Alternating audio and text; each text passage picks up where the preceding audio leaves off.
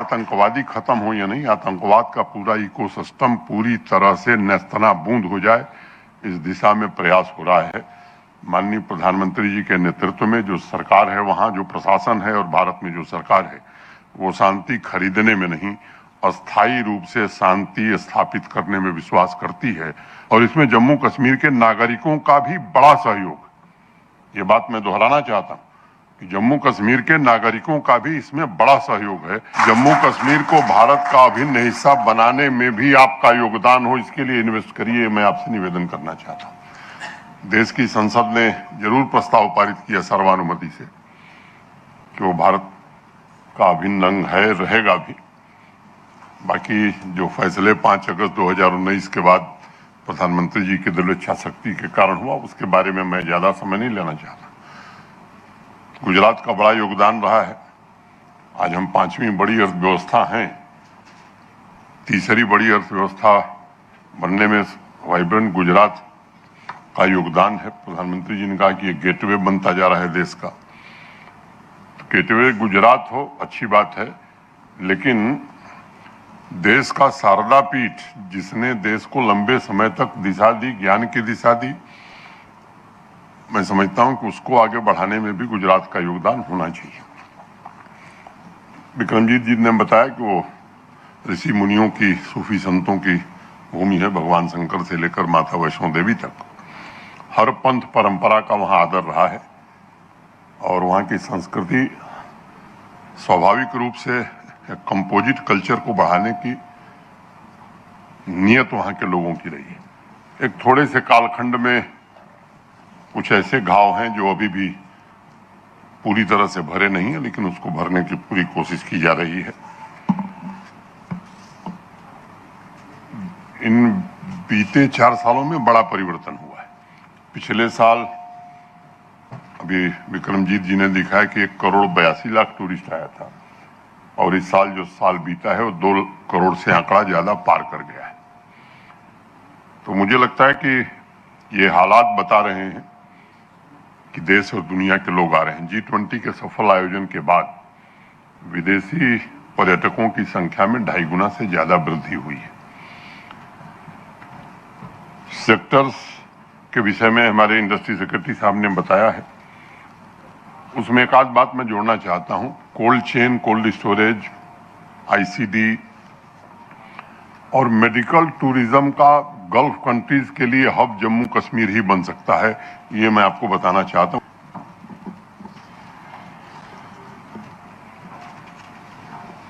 अब कम समय में हमने 3-4 वर्षों में प्रगति हमारी अच्छी है। कनेक्टिविटी की अगर मैं बात करूं तो रेल, रोड और एयर कनेक्टिविटी, ये तीनों में रेल इंफ्रास्ट्रक्चर के बारे में बताया कि इस साल कश्मीर कन्याकुमारी से जुड़ जाएगा। हाईवे और टनल के मोटे तौर पर 1.5 लाख करोड़ के काम आज जम्मू कश्मीर में चल रहे हैं।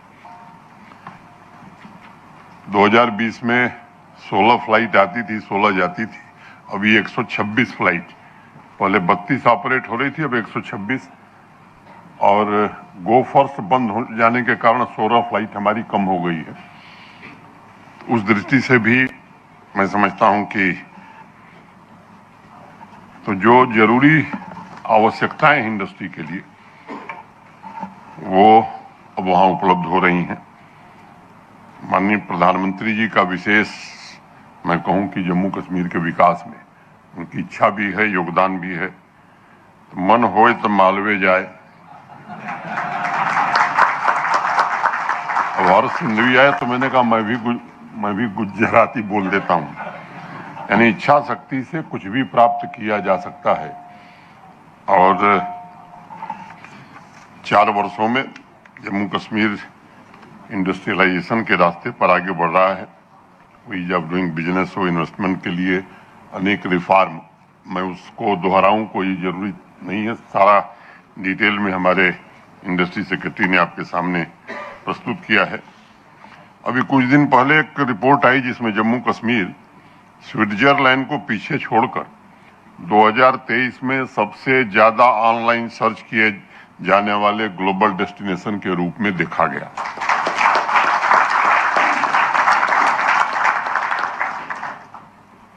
ये इसलिए मैं जिक्र कर रहा हूं कि ये संकेत है कि जम्मू कश्मीर को लेकर विदेशी पर्यटकों की जिज्ञासा बढ़ी है।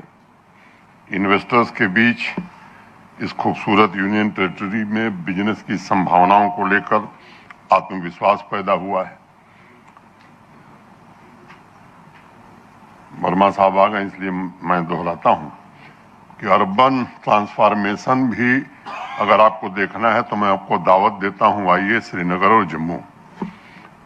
यूरोप में अगर पेडेस्ट्रियन मार्केट आपने देखा है तो अब जम्मू कश्मीर में देख सकते हैं, शायद हिंदुस्तान के दूसरे शहर में आपको नहीं दिखती।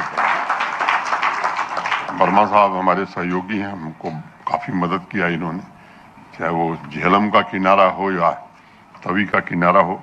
जो काम यहाँ पहले हुआ था वो काम अब वहाँ कर रहे हैं। यहाँ पहाड़ का जंगल खड़ा हो गया था, वहाँ हरियाली के साथ हम बना रहे हैं। ये दोनों अंतर, यहाँ बाद में हरियाली का ध्यान गुजरात ने रखा है, हम पहले से ही उसका ध्यान रख रहे हैं। तो ट्रेड और बिजनेस में कहावत चलती है कि कारोबार जो है वो व्यक्तियों के पीछे चलता है। देश नहीं दुनिया भर के लोग आज जम्मू कश्मीर आ रहे हैं। वहाँ स्टेबल, वाइब्रेंट और पीसफुल वातावरण है, इसकी चर्चा हो रही है। और देश के लोग तो कर ही रहे हैं, बाहर के भी लोगों की रुचि बढ़ी है। एमआर ग्रुप वहाँ 2 IT टावर श्रीनगर और जम्मू में बना रहा है, 10 लाख स्क्वायर फुट का माल भी बना रहा है। श्रीनगर में लगभग 140 एकड़ की जो जमीन है, जो आर्मी के पास 50 साल से ज्यादा से थी, वो हमने प्राप्त किया है और डावोस का बाप हम वहां बनाना चाहते हैं। तो उस दिशा में भी प्रयत्न हो रहा है। और मैंने जैसा पहले कहा कि माननीय प्रधानमंत्री जी की विशेष रुचि है और उनके कारण जम्मू कश्मीर में ये सब परिवर्तन हो रहे हैं। सभी इन्वेस्टर से मैं आपको दावत देता हूं, आइए, और आश्वस्त करता हूं कि जितनी तेजी गुजरात में होती है उससे ज्यादा तेजी जम्मू कश्मीर में आपको सहयोग की दृष्टि से मिलेगी। आपको ये नहीं लगेगा कि आप जम्मू आए हैं, आपको ये लगेगा कि अहमदाबाद और सूरत में बैठ करके आप इन्वेस्टमेंट कर रहे हैं। बाकी भी मुझे लगता है कि उन सब चीजों में मैं जाना नहीं चाहता हूं। जमीन की थोड़ी दिक्कत थी, लेकिन अब उस दिक्कत से भी हम बाहर निकल गए। कल जब मैं शाम को वहां से चला था तो प्रशासनिक अधिकारियों की बैठक में मैं था। मैं समझता हूं कि अब उससे भी हम बाहर निकल जाएंगे। तो सेक्टर्स आइडेंटिफाई कर दिया मेरे सेक्रेटरी साहब ने, मैंने आपको उसके आगे बातें बता दी हैं। जम्मू शहर जो है देश का, वो अकेला शहर है जहां सारे प्रीमियर एजुकेशनल इंस्टीट्यूशंस हैं। IIT भी है, IIM भी है, एम्स भी है और सेंट्रल यूनिवर्सिटी भी है। तो देश का अकेला शहर है, न अहमदाबाद है, न मुंबई है, न कलकत्ता है, न दिल्ली है। वो भी आदरणीय नरेंद्र मोदी जी के कारण ही है। लेकिन ये अनेक इस तरह के प्रीमियर इंस्टीट्यूशंस हमारे यहाँ हैं। तो स्किल मैन पावर की या टेक्नोलॉजी 4.0 में काम करने वाले स्किलफुल लोगों की भी कमी आज हमारे यहाँ नहीं है। टैलेंट है, हैंडीक्राफ्ट, हैंडलूम में एक्सपोर्ट हमारा लगातार अब बढ़ने लगा है। GSDP हमारी पिछले 5 सालों में डबल हो गई है। कोरोना के दौरान भी निगेटिव ग्रोथ हमारी नहीं थी। मैं समझता हूं कि कम स्टेट या यूनियन टेरिटरी थे जिनकी ग्रोथ पॉजिटिव थी, उसमें जम्मू कश्मीर था। तो ये 4 वर्षों का जो कार्यकाल है, मुझे लगता है कि वो जम्मू कश्मीर में परिवर्तन के लिए जाना जाएगा। और एक हवा कुछ लोगों के मन में रहता है कि जम्मू कश्मीर कैसे जाएंगे। तो गुजरात से भी अपराध कम है जम्मू कश्मीर में, ये मैं नहीं कह रहा हूं, ये गृह मंत्री जी बैठे हैं, नेशनल क्राइम रिकॉर्ड ब्यूरो का जो आंकड़ा है संसद में जो प्रस्तुत किया गया है, उसमें हम गुजरात से नीचे हैं। मैं आप सबको दावत देता हूं, कोई भाषण करने की जरूरत नहीं। आप आएंगे तो आप महसूस करेंगे कि नहीं, हमारे ऑफिसर्स वास्तव में अब वो रेड टैप नहीं, रेड कारपेट बिछा करके आपका स्वागत कर रहे हैं। देश भर के फिल्म से जुड़े हुए लोग, वो दौर फिर से कश्मीर में आ गया है, कश्मीर की कली वाला। अब अनेक लोग आ रहे हैं, वहाँ शूटिंग कर रहे हैं। और रियासी में लिथियम का सबसे बड़ा भंडार, दुनिया का तीसरा बड़ा भंडार मिल रहा है। तो आपके यहाँ जो इन्वेस्टमेंट हो रहा है उसमें जम्मू कश्मीर का योगदान होने वाला, इसलिए आपका योगदान जम्मू कश्मीर में हो ये आवश्यक है। नेचुरल रिसोर्सेस वहाँ बहुत है और उनका भी पूरी तरह से दोहन हो, इसमें आप सब हमारा सहयोग करें। इन्वेस्टर समिट के प्रेजेंटेशन के पश्चात सभी डिटेल्स सामने रखने के बाद एक सवाल स्वाभाविक रूप से आता है कि कौन सा कारण है कि हमें जम्मू कश्मीर में इन्वेस्ट करना चाहिए।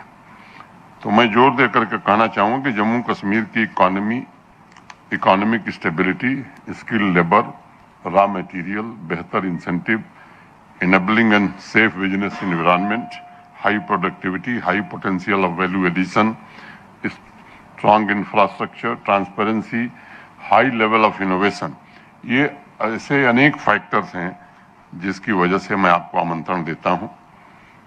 व्यापार करने के लिए भी बेहतरीन जगह है और स्वास्थ्य की दृष्टि से भी आप वहां रहेंगे तो आपका स्वास्थ्य अहमदाबाद से बेहतर रहेगा, यह दूसरी गारंटी मैं आपको दे रहा हूं। 55% से ज्यादा, लगभग 56% ग्रीन स्पेस हमारे पास है। काम करने के लिए उससे बढ़िया जगह आज देश में उपलब्ध नहीं है। Urban transformation, high standard of living की व्यवस्था करने में वर्मा साहब ने बड़ा सहयोगदान किया है। तो अब इससे ज्यादा मैं कुछ कहने की जरूरत नहीं है। जम्मू कश्मीर को माननीय प्रधानमंत्री जी ने लंबे समय के बाद उद्योगों के विकास लायक, बिजनेस के निवेश लायक और जम्मू कश्मीर का नागरिक भी अपनी आकांक्षाओं और सपनों को पूरा कर सके, ऐसा जम्मू कश्मीर बनाने में प्रधानमंत्री जी का सबसे ज्यादा मैं कहूँ कि सहयोग, मार्गदर्शन सब कुछ रहा है। मैं यहाँ उपस्थित सभी लोगों से निवेदन करूंगा कि आइए इन्वेस्ट करिए, हम मिल करके जम्मू कश्मीर का निर्माण कर रहे हैं, आप भी इसमें सहयोगी बनिए। और मैंने जैसा पहले कहा कि प्रॉफिट तो सबसे ज्यादा जम्मू कश्मीर में आपको मिलेगा ही देश में। देश के साथ जम्मू कश्मीर जोड़ने में भी आप सहभागी हो सकते हैं। आपको ये अवसर समय दे रहा है और इस समय को जो गंवाएगा, जैसा चिंतन जी ने कहा कि स्मेल कर लेते हैं, मैंने कहा कि स्मेल करने में थोड़ी देरी हुई। देश आए दुरुस्त है। आज इसके बाद हम लोग मिलने वाले हैं। मैं आप सबके प्रति हृदय से कृतज्ञता ज्ञापित करते हुए आपको आश्वस्त करना चाहता हूं कि जम्मू कश्मीर प्रशासन की ओर से हर प्रकार का आपको सहयोग मिलेगा। और एक बात और अंतिम कह करके, ये आतंकवाद वहां अंतिम सांसें ले रहा है। हमारा पड़ोसी हर बार कोशिश करता है, लेकिन मुझे लगता है कि केवल आतंकवादी खत्म हो या नहीं, आतंकवाद का पूरा इकोसिस्टम पूरी तरह से नेस्तनाबूद हो जाए, इस दिशा में प्रयास हो रहा है।